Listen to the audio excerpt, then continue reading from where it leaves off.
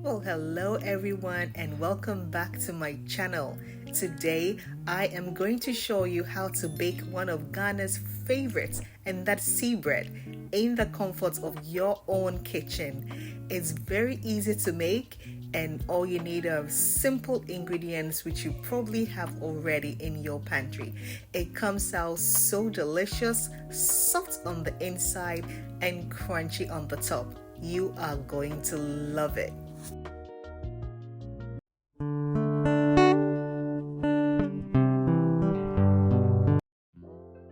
These are the ingredients we'll be using. I have here 5 cups of all-purpose flour. You can also use bread flour.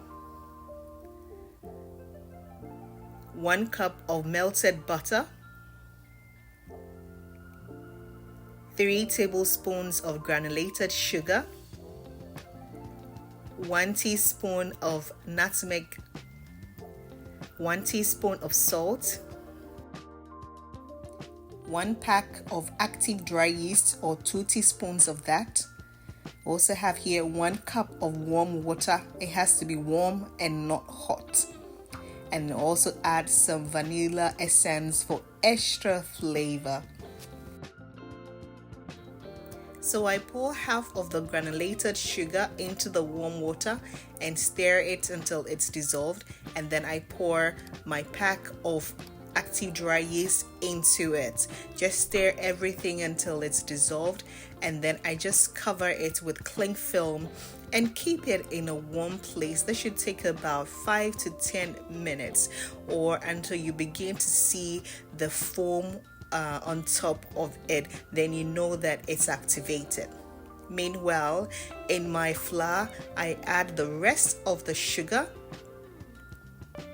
Then I add my nutmeg powder and also the salt, and I mix everything until it's well combined.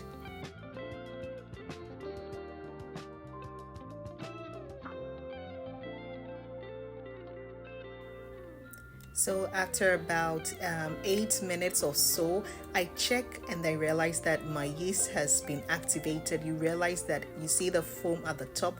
Yes, then it's really activated. So I add it to the dry mixture. Just pour everything in there, and then I also add my melted butter.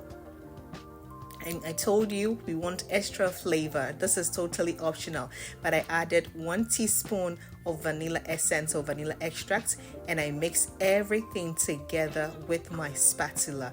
Just make sure that everything is well incorporated.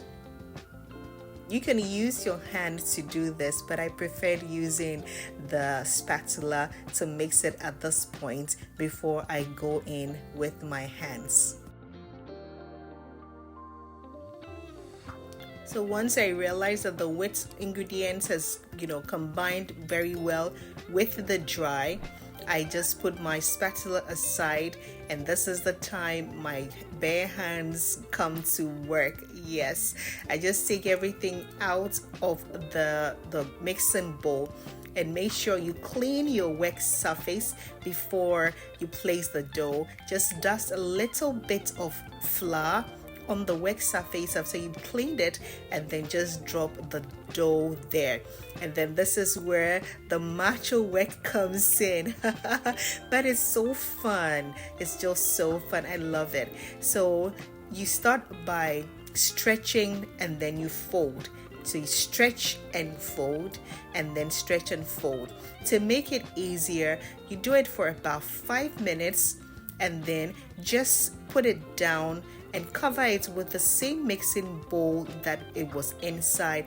Let the dough rest for about 5 or 8 minutes. Yes, this way it makes it easier for you to work the dough.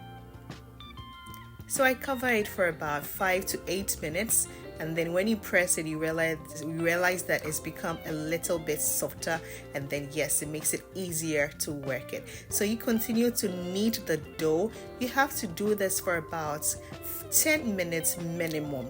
So you continue to stretch and fold, and then you hit it on your work surface.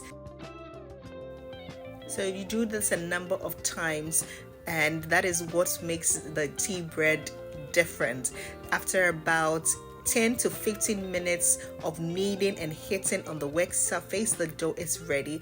I pour a little bit of olive oil in the mixing bowl, spread it around, and then I place my dough in the mixing bowl, cover it, and keep it in a warm place for about an hour. So I check on it, and our dough has almost doubled in size. It's perfect.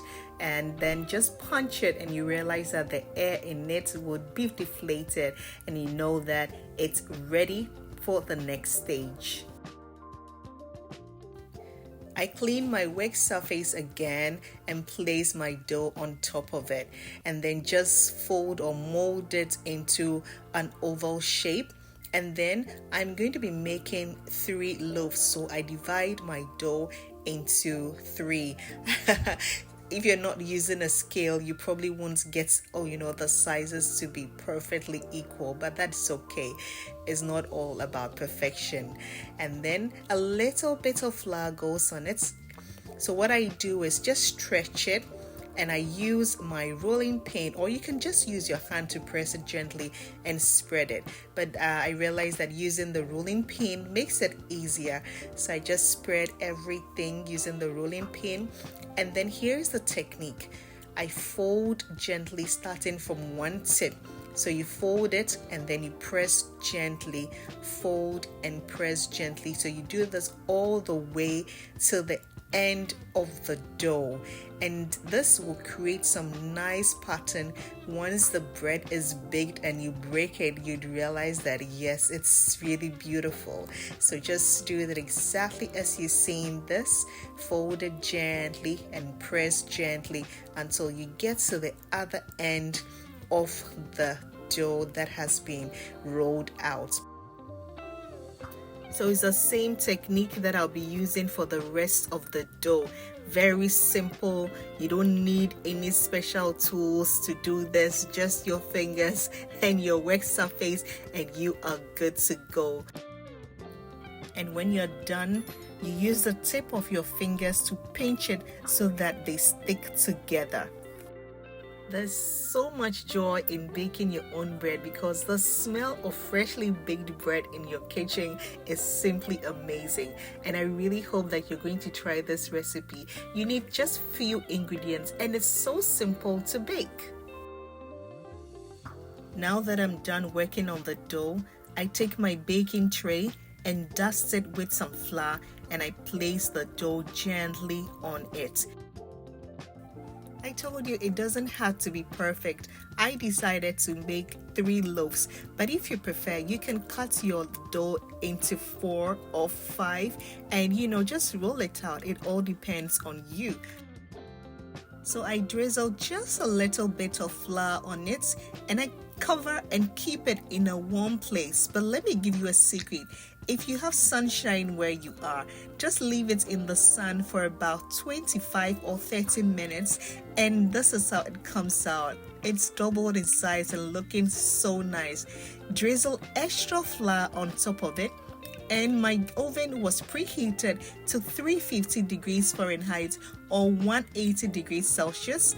Bake it for about 15 minutes or 18 minutes if you want it a little bit crunchy on the top. And this is fresh out of the oven. My kitchen was smelling so nice, and the kids simply couldn't wait to have a taste of this delicious Ghana tea bread. And I know that you're going to love it. Just follow the instructions of this recipe and it will come out so nice, and I know that you are also going to love it. When it's fresh out of the oven like this and you're not careful, you might end up finishing one whole loaf of bread. Just look at it. I told you it's so soft on the inside and you have that nice and crunchy top. It's absolutely amazing. You need to try this. Just look at that. I know you want to have a bite of this, right? Now let me show you an even more exciting way you can enjoy this Ghana tea bread. In a small mixing bowl, crack fresh eggs into it and add some vegetables. I added some fresh onions, fresh tomatoes, yellow and green bell pepper. But of course, that is not it. Add some sardine or corned beef if you prefer, a little bit of salt, black pepper, and if you want extra kick, add a little bit of cayenne pepper. Mix everything together and fry it, and that's it. This is called chibom, and I know my Ghanaian brothers and sisters can totally relate to this. So I slice my bread, and if you prefer, spread some margarine or butter inside before you add the fried eggs or chibom. Oh my goodness, this is so good. Now have your hot water, add some Milo, cocoa or chocolate powder, pour your milk inside, stir everything together, and breakfast is ready. Nothing, and I mean absolutely nothing, beats this type of breakfast, especially in Ghana. If you enjoyed watching this video and you haven't already subscribed to my channel, kindly do so by clicking on the subscribe button, and remember to turn on your notification. To my subscribers, you know the love is deep. Thank you so much. Please click on the like button or give this video a thumbs up and show your support. Thank you so much for watching, and I hope you try this recipe. It is so delicious.